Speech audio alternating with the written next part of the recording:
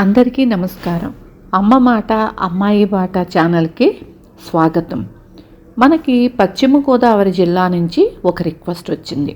అది బాలవారిగూడె గ్రామం, కాట్రు వెంకటేశ్వరరావు గారు. ఆ ఊరి దగ్గర ఆ ఊళ్ళో ఒక ఆయన మనకి రిక్వెస్ట్ పంపించారు. ఆయన పెద్ద ఆయనే, తలలో ఒక పక్కన గడ్డలాగా వచ్చి దాని వలన కాళ్ళు నడవలేని పరిస్థితికి వచ్చేశారు. ట్రీట్మెంట్ తీసుకున్నాక కొంచెం నయమైందంట. మళ్ళీ రెండో వైపు మళ్ళీ గడ్డొచ్చి తలలో బ్రెయిన్ ట్యూమర్ లాగా కాళ్ళు నడవలేని స్థితికి వచ్చారనమాట.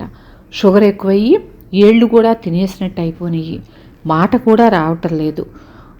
ఎప్పటికీ నడుస్తారు అనేది కూడా డాక్టర్లు చెప్పలేకపోతున్నారు.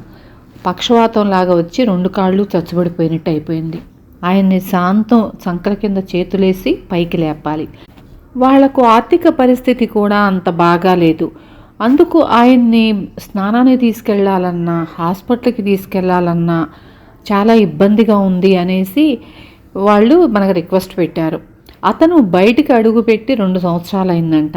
అంటే అసలు నడవలేని వాళ్ళని బయటికి ఎలా వెళ్ళగలుగుతారు మనకి తెలుసు. ఇంకొకళ్ళతో ఎత్తుకుని తీసుకెళ్లేది కాదు పెద్దవాళ్ళని. నిన్న శ్రీను వీల్ చైర్ తీసుకుని వెళ్ళి వాళ్ళకి ఇవ్వటం జరిగింది.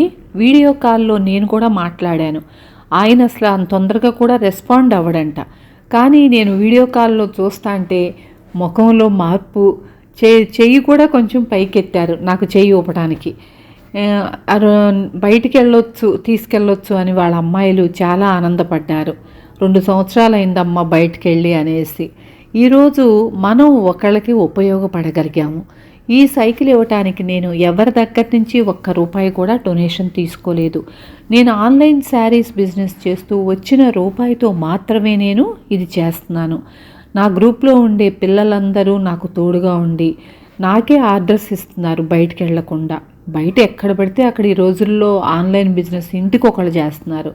అలాంటి పరిస్థితుల్లో కూడా ఎవరికి దగ్గరికి వెళ్ళకూడదు, ఆంటీకే ఇవ్వాలి, అమ్మకే ఇవ్వాలి అనే ఉద్దేశంతో నాకే తోడుగా నాతో పాటే అందరూ ప్రయాణిస్తున్నారు.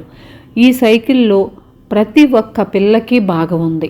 అందరూ నా పిల్లలే. ప్రతి ఒక్కళ్ళకి దీంట్లో భాగం ఉంది. అందుకు చాలా చాలా సంతోషపడుతున్నాను ఈ మాట చెప్పడానికి కూడాను.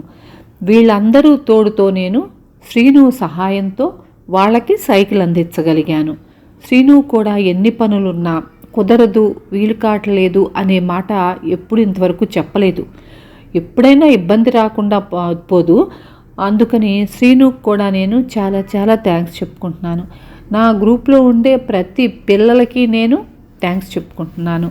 ఇక ముందు కూడా మనం ఎక్కడ అవసరం ఉంటే, ఎక్కడ ఏ మనిషి రాదమ్మా నడవలేకపోతున్నాను అని చెప్తే వాళ్ళ పక్కన మేమందరం ఉంటాము. ఇలాంటి అవకాశం మనకి ఆ భగవంతుడు కల్పించాడు. ఇక ముందు కూడా మనం ముందుకెళ్తూనే ఉంటాము. అవసరమైన వాళ్ళ పక్కన ఉంటూనే ఉంటాము. మీరందరి తోడు నాకు ఎప్పటికీ కావాలి. ఉంటాను. Thank you.